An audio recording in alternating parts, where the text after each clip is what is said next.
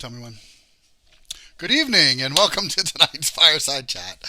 Tonight we continue our series on Created for Community, and we're going to talk about being in community with our neighbor. On the surface, this kind of seems like an easy thing, right? We live in a neighborhood and we have lots of great neighbors. I know that we do here. We often see our neighbors on the street as we're walking by, and we stop and we talk. And a couple of times a year, even, we get together with our neighbors. We might have dinner or drinks. We have really wonderful neighbors, but what if you don't? When we lived in New York, we had some really great neighbors. We came especially close to our neighbors who lived right across the street from us. They would have us over their house all the time. They would stop by our house. And when our second child was born, we actually left our oldest with them. One time, my wife was in a car accident and she couldn't get a hold of me, so our neighbors went and picked her up. Neighbors like that are really great. But we had other neighbors in New York. We had neighbors who sold drugs. And all hours of the night, cars from all out of every state would drive really fast up and down our street, honking horns. And at times people would end up in the street fighting with one another. We had other neighbors who once a year threw a really big party. And of course it was always on a Saturday night. And they would crank up the music. And I would lie in my bed and think about how long I should lie there before I would go over and nicely ask them to turn down the music. And I usually would lay there till about midnight. I thought that was enough time. And then I would go over and politely ask them to turn down the music, and oftentimes they wouldn't. And a couple times actually I'd call the police because the music just kept going. So what happens when we have a neighbor problem? How can we live in community with people that don't respect you or the neighborhood you live in? What are we to do in those cases? Well, let us start by just thinking a little bit about what is a neighbor and who are our neighbors.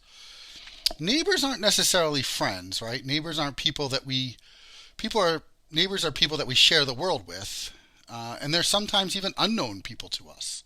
Actually, the people who had the party, I really didn't know them that well. Friends are people that we choose to be in relationship with. Friends are people we have common ground with. Friends are people we enjoy being around. Neighbors are people that we may or may not know. Neighbors are generally people we don't know that well, but whose lives we still come in contact with. And the first thing about being in community with our neighbors is that we have to realize that we don't live alone in this world. We live in a connected place. That even if we don't know someone, our actions, our lives can affect them. Our lives can have an impact on them. So how do we live in community with each other? And I would start with tonight by just the realization that we do share this world with other people. That we just can't do whatever we want.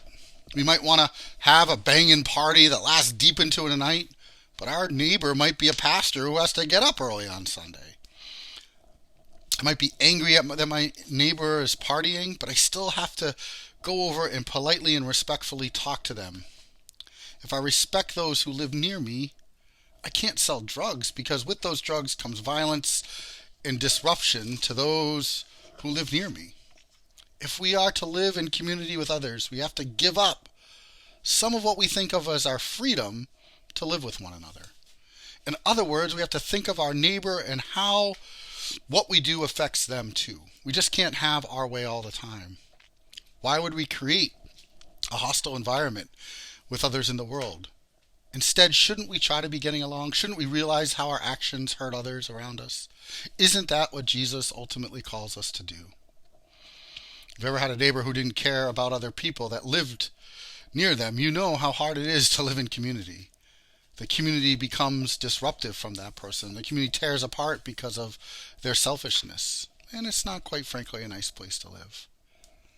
And I guess at the end of the day, all any of us can do is try to create the type of community we want to live in.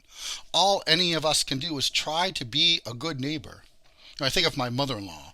What a great neighbor she is in the place where she lives. She's always talking to people and trying to solve problems that come up in her neighborhood. I just heard right before we went on that she's trying to get everybody in her neighborhood vaccinated. She thinks about how her actions will affect those around that live around her. She knows everyone who lives near her and tries to create a community that live with one another in peace. She's the type of neighbor that you want. Actually, she's the type of neighbor you want to be. We think that community with our neighbors just happens naturally.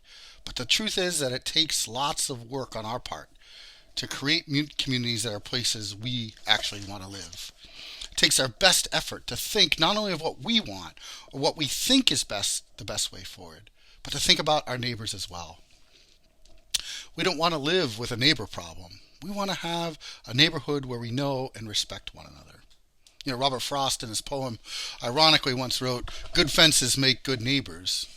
What Frost was really saying was that we build up walls that keep us from really knowing and caring about our neighbors. We tend to isolate ourselves, believing that what we do doesn't really matter to our neighbors.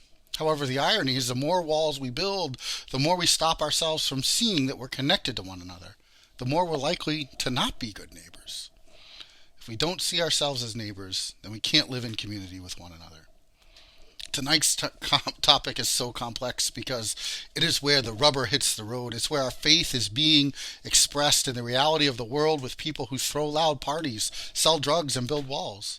It's where we are asked to live in community not only with nature or with our loved ones who have gone before us, but with people that we may or may not like. It is the real challenge that Jesus gives us in our real lives. So I guess I would end by saying I hope for you today that you are good neighbors and that you have good neighbors. I want to leave you with this prayer from Mother Teresa called "Do It Anyway." People are often unreasonable, irrational, and self-centered. Forgive them anyway. If you are kind, people may accuse you of selfish, ulterior motives. Be kind anyway. If you are successful, you will win some unfaithful friends and some genuine enemies. Succeed anyway. If you're honest and sincere, people may deceive you. Be honest and sincere anyway. What you spend years creating, others could destroy overnight. Create anyway. If you find serenity and happiness, some may be jealous. Be happy anyway. The good you do today will often be forgotten. Do good anyway. Give the best you have, and it will never be enough. Give your best anyway. In the final analysis, it's between you and God. It was never between you and them anyway. You might have a bad neighbor that don't respect you. Be a good neighbor anyway. Till next week, I hope God continues to bless you.